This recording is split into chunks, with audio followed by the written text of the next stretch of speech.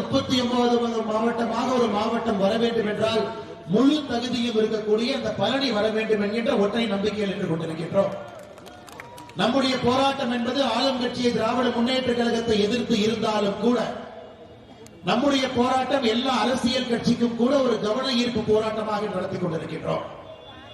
எனக்கு பெரும் நம்பிக்கை இருக்கிறது. இந்த போராட்டத்திற்கு பிறகு ஆளுகின்ற திராவிட முன்னேற்ற கழகம் நிச்சயமாக வருகின்ற 30 நாட்களுக்குள்ள மார்ச் 5ஆம் தேதிக்கு முன்பாகவே பழனியை ஒரு மாவட்டமாக அறிவிப்பார்கள் என்கின்ற முழு நம்பிக்கை எனக்கு இருக்கு. இல்லை என்றால் இந்த சட்டமன்ற தேர்தலில் போட்டியிடுகின்ற தகுதியை கூட அவர்கள் இழந்து விடுவார்.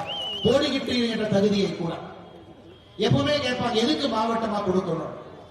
இன்னைக்கு நீங்க பாருங்க, தமிழகத்தினுடைய 38வது மாவட்டமாக பிரிக்கப்பட்ட மயிலாடுதுறையை பொறுத்தவரை 3 சட்டமன்ற தொகுதிகள் இருக்கிறது.